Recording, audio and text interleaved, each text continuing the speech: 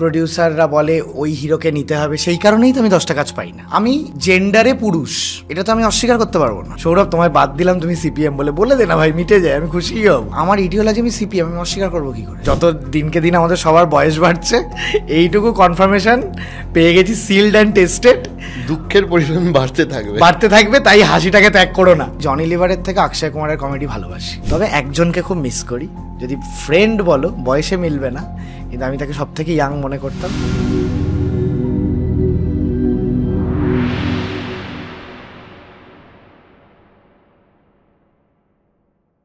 বলে না যে স্রোতের বিপরীতে গা ভাসানো বলা, বা তোমার পারিবারিক সূত্রে তুমি যে আদর্শ বা যে পার্টিটাকে ভালোবেসেছো সেই স্রোতে যাওয়া বলো, কিন্তু বাস্তবে যে দল সরকারে কেন্দ্রে বা রাজ্যে আছে তার বিরুদ্ধে কথা বলি তুমি নাটক ডিরেকশন, ফিল্ম ডিরেকশন এগুলো করছো। তো as a director, as an artist, রাজনৈতিকভাবে মতভেদ থাকলে কি কাজ করতে কখনো কখনো বাধা আসে? আমি মনে করি না, একদমই মনে করি না। কারণ আমি মনে করি না এই কারণে, আমার মনে হয় না আমি আমার রাজনৈতিক আমার একটা ফিক্সেশনের জন্য আমি আমার কোনো কাজ হারিয়েছি।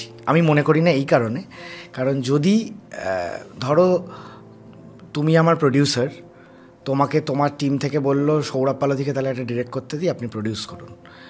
তুমি বললে না, সৌরভ পালোধিকে তো দেবো না। তার কারণ হচ্ছে রাজনীতি। তোমাদের টিমের মধ্যে আলোচনা হলো, তাই তুমি আমাকে আর যোগাযোগ করোনি, বা তোমার টিম আমাকে যোগাযোগ করেনি। তো আমার কাছে তো সেই যোগাযোগটা পৌঁছয়নি, আমার কাছে কোনো ফোন আসেনি। তো যেটা আমার কাছে আসেইনি, অ্যাবসেন্ট, তো সেটা আমার পাওয়ার কথা ছিল, আমি ধরবো কেন? আমার তো নানান কারণেই আমি একটা কাজ না পেতে পারি। আমার বাজে ব্যবহারের জন্য না কাজ পেতে পারি। প্রডিউসাররা বলে ওই হিরোকে নিতে হবে, সেই কারণেই তো আমি 10টা কাজ পাই না। ওই হিরোইন আর ওই হিরোকে নিতে হবে, আমি উঠে চলে আসি, পাইনি। এই বড় বড় যে বড় ওটিটি আমাদের পশ্চিমবাংলার, তারা যখন লিস্ট ধরিয়ে দেয় এই বাঞ্চ অফ অ্যাক্টার্সদের নিয়ে কাজ করতে হবে, আমি উঠে চলে এসেছি। এই নিয়ে 3-4 বার হলো, তো আমি সেখানে কাজ করিনি। সেটা তো রাজনৈতিক কারণে ঘটেনি। তো এটা আরেকটা কারণ, এটা নিয়ে মাথা ব্যথা করার তো কিছু নেই। এবার একটা কথা বলো, আমি জেন্ডারে পুরুষ, এটা তো আমি অস্বীকার করতে পারবো না। তো আমার ইডিওলজি আমি সিপিএম, আমি অস্বীকার করবো কী করে? তো আমি তো এটা অস্বীকার করতে চাই না। এটা তো আমার হাত, পা, মাথা, চোখ, কান, নাকের মতন। তো এটার জন্য যদি আমি কাজ না পাই, তো এটা পার্ট অফ লাইফ, কোনো অসুবিধা নেই। আমি অন্যভাবে, আমার যদি যোগ্যতা থাকে, কাজ পাচ্ছি না, না খেতে পেয়ে মরছি তো তা নয়, ভালোই কাজ পাচ্ছি বা অনেক কাজই করছি, তো সেইগুলোই মন দিয়ে করি না। এগুলো ভেবে সময় নষ্ট করার কোনো মানে হয় না। আমি আমার সিনিয়র অনেকজনকে বলতে শুনেছি যে রাজনৈতিক কারণে আমি বাদ পড়ে গেছি। বললাম, যদি রাজনৈতিক কারণে বাদ পড়ে যাও, এটা তোমার দুঃখ হয়, তাহলে করো না। তাহলে তুমি করো না রাজনীতি, বা তুমি জানিও না যে তুমি কোন পার্টিকে সমর্থন করো।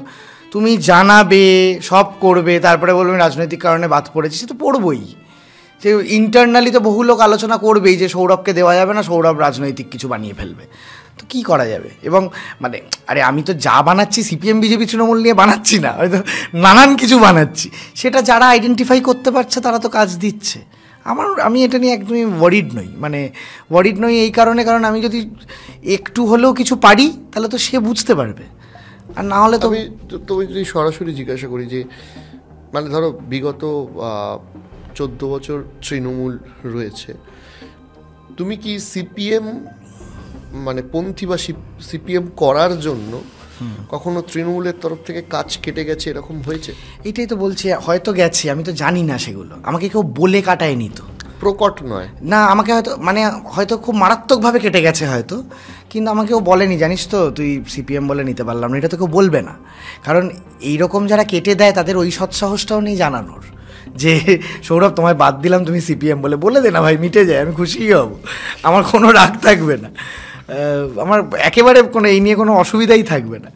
কিন্তু কেউ সরাসরি তো জানায় না। এবার যদি বাদ দিয়ে থাকে আমি কী করে বলি বলো তো? যদি সিপিএম করি বলে বাদ দিয়েছে। তোমার সাথে এই ধরো তৃণমূলপন্থী বিজেপিপন্থী আর্টিস্টদের সম্পর্ক কেমন? খুব ভালো, রুদ্রদার সাথে ভালো সম্পর্ক, সায়নীর সঙ্গে ইদানিং কম যোগাযোগ হয়, কিন্তু একটা সময় অবধি তো খুবই ভালো সম্পর্ক ছিল।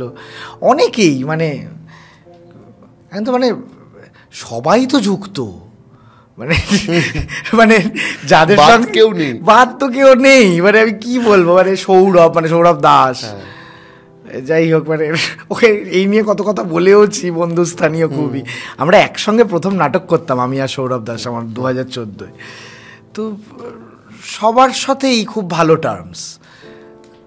রাজনীতিটা মানে পারস্পরিক সম্পর্কে বাধা হয়ে ওঠেনি এখনো অন্তত। হ্যাঁ, মানে একদমই ওঠেনি। এবার ইটস আ গুড হ্যাঁ, একদমই খুবই ভালো, মানে কাজের জায়গায় কোনো সমস্যা পারস্পরিক হয়নি। মানে এমন না যে আমি আর তুমি একটা জায়গায় কাজে গেছি, মুখ দেখা দেখি বন্ধ, অন্য ঘরে চলে গেছি, এরকমটা নয়। এবং সেই ক্ষেত্রে তো আমি সেফে, আমি তো সরাসরি কর্মীও নই।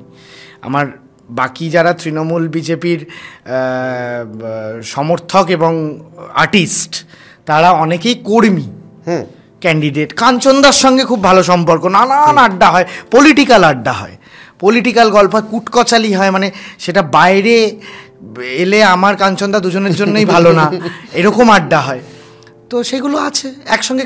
এই তো একটি ওই মানে একটা টানা সিরিজের মতন একটি কাজ হলো একটি চ্যানেলের জন্য, ওটা আমি লিখছিলাম, ওটা কাঞ্চনদা পাঠ করছিল, মাঝে মধ্যেই দেখা হলো, কথা হলো, এবং এইসব নিয়ে কথা হলো, রাজনীতি নিয়ে হচ্ছে, তো তাতে সমস্যা নেই। তোমার কমেডি আমাদেরকে খুব আকৃষ্ট করেছিল। আবার ফিরে যাচ্ছি, ঠিক আছে, ওখানে হীরক রাজার দেশের একটা ক্যারেক্টার, হীরক রাজার দেশের গবেষক, হ্যাঁ, একটা ক্যারেক্টার হয়েছিল, ওটা একটু স্টোরিটা বলবে? এত ইন্টারেস্টিং, এখনো খুলে খুলে ইউটিউবে দেখি। হ্যাঁ, ওটা খুবই জনপ্রিয় হয়েছিল। আমি আর ডাক্তার কৃষ্ণেন্দু দুজন মিলে করতাম ওটা। ওটা এরকম মজার ছলে হয়েছিল আর কি। মানে ওই তখন আমরা মেন্টার, বাকি মিরাকেল 6, সেটা মোস্ট প্রবলি 2011-10-11। তো বাকি সব পারফর্মারদের কাজকর্ম যখন আমাদের একটা রেসিডেন্সিয়াল গ্রুমিং চলতো পারফর্মারদের নিয়ে, ওদের কাজগুলো মেটানোর পর আমরা বসতাম যে আমাদেরও জি থেকে অর্ডার আসতো আর কি, কিছু স্পেশাল পারফরমেন্স করতে হবে। তো তখন আমরা বসে একটা প্ল্যান করেছিলাম যে উভয় মিলেই, যে প্রাথমিকভাবে ডাক্তার কৃষ্ণেন্দুই বলেছিল যে আমরা হীরক রাজা গবেষকটা করতে পারি, মানে ওটা আমরা স্পুফ করে করতে পারি। হ্যাঁ, তো মানে পছন্দের সিনেমা, পছন্দের চরিত্র, এটা না করার কি আছে, তাহলে চলো এটা বানিয়ে লিখি দুজন মিলে, কিছু একটা দাঁড়াই দেখি, তারপর ডিসিশন নেবো করবো কি করবো না। তবে এটা হওয়ার পর নিজেদের লেখার পর ভাল লাগে। ফার্স্টটা বলছি, ওটা আমরা 13খানা সিরিজ অফ 13খানা পারফর্ম করেছিলাম নানান এপিসোডে। তো ফার্স্টটা লেখার পর নিজেদের খুব আনন্দ হয়। তো আমরা ওই ক্যারেক্টার স্কেচটা তুলি, উৎপল দত্তের এবং গবেষকের চরিত্র, তো এবং সেটা খুব মজা পাই আর কি, এবং পারফরমেন্স করে ফেলি। তো মিরাক্কেলের সেই ফার্স্ট পারফরমেন্সটা হওয়ার পর দেখলাম খুবই, তখন তো এত ইউটিউবে আসতো না 2010-এ। তখন টেলিভিশনে দেখার পরেই মোটামুটি রাত 11টায় শেষ হচ্ছে, রাত 2টো অবধি ফোন আসছে। মানে তখন যেটা এই যে টেলিভিশনের ইনস্ট্যান্ট রিয়াকশান, মানুষ তখন টাইম নিয়ে বসতো। হ্যাঁ, মানে তখন তো ওটাই যে আমি আমার টাইম মতন দেখাবো, তুমি কাজ শেষ করে বসো। এখন মানুষ নিজে টাইম ফিক্স করে নেয় কখন দেখবে। তো সেইটা দেখতো, এবং রাত 2টো অবধি ফোন আসছে, ভালো মন্দ হ্যান ত্যান দারুণ এরকম দেখি নিয়ে এইসব। আজ যখন দেখি ওগুলোর পোর্শন কেটে কেটে সব এখনও রিল বানিয়ে পোস্ট করে, তখন মনে হয় যে ওটা তার মানে ভালো ছিল আর কি। মানে এখন আনন্দ লাগে ভাবলে, কারণ এখন আর কোনোদিন ওটা করা হবে কি না দুজনের একসঙ্গে জানি না। ওই মঞ্চে তো হয়তো হবেই না করা, হলেও কোনো দিন অন্য মঞ্চে করব, ইচ্ছেও আছে দুজনের চোরাগোপ্তা যে করব, কিন্তু ওই মঞ্চে আর হবে না, কারণ এখন যা টেলিভিশনের রুলস অ্যান্ড রেগুলেশনস, সব কথা বলা যায় না, নানান রুলস অ্যান্ড রেগুলেশন। মানে কোনো কমেডি শোই হওয়া সম্ভব বলে আমার মনে হয় না, কোনো টেলিভিশনেই হওয়া সম্ভব না। তো জানি না আর কোনো দিন করতে পারবো কিনা, কিন্তু ওইটা আমার তো যেমন তুমি বললে আর কি, এখনও দেখো, ওটা আমার কাছে একটা তো মানে ভালো অভিজ্ঞতা ছিল খুব।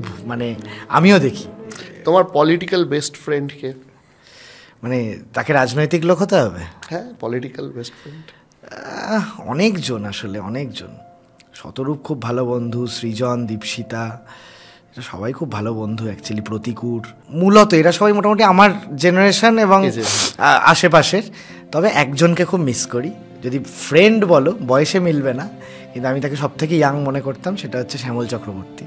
উনি এখন আর নেই, সব নাটক দেখতে আসতেন আমার, নানান আলোচনা করতে পারতাম, এবং ইয়াং বাই হার্ট বলে না, এবং সাইন্টিফিক লোক ছিল, মানে বিজ্ঞান ছাড়া কোনোদিন কোনো কথা বলেনি, মানে সব কিছুর মধ্যে বিজ্ঞান খুঁজে বের করতো, সেখানে বিজ্ঞান খুঁজে না পেলে সেটাকে ছুঁড়ে ফেলে দিত।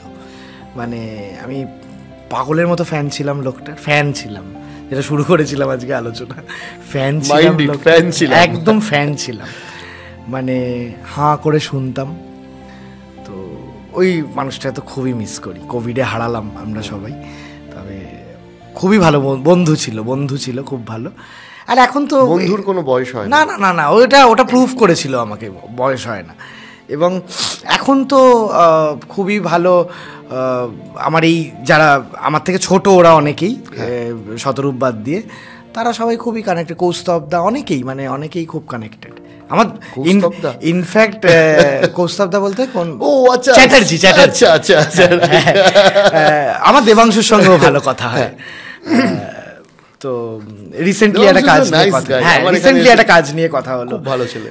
অন্য পার্টিরও অনেক জনের সঙ্গে কথা হয়, সজল দাস সঙ্গে ভালো কথা হয়, রিজু ঘোষালের সঙ্গে, আমি সব পার্টি ছুঁয়ে বলছি আর কি, রিজু ঘোষালের সঙ্গে ভালো কথা, মানে এটাতে খুব একটা বাধা নেই। এক্স্যাক্টলি। আর একটাই বাধা নেই তোমার মুখে সবসময় হাসি। আমি তোমার একটু ফিলোসফিক্যাল স্তরে নিয়ে যাচ্ছি, বিভিন্ন জায়গা দিয়ে তোমাকে ঘুরিয়ে আছি যে একজন শিল্পী হিসাবে হাসি খুশি থাকাটা কতটা ইম্পর্টেন্ট। খুবই, মানে দেখো দুঃখ তো আছেই, কার নেই বলো, প্রত্যেকের আছে নানান। আর তুমি হাসাতে মানুষকে, হ্যাঁ, মানে আমি আনন্দ থাকতে ভালোবাসি, মানে আমি আনন্দের রহস্যটা একটু বলো। জানি না, মানে হয় না বোধহয়, মানে তার কারণ আমার দুঃখ কি নেই, বা তোমার নেই, কার নেই, সবার আছে। সেটা কাজ, পরিবার, নানান কিছু নিয়ে হতে পারে, বন্ধু, সময়, পাওয়া না পাওয়া। তো এবার সেটা কমব্যাট করবো কী করে, এ তো মহাজ্বালা। লিখতে পারি, লিখবো, দুটো গান শুনতে পারি, গান শুনবো।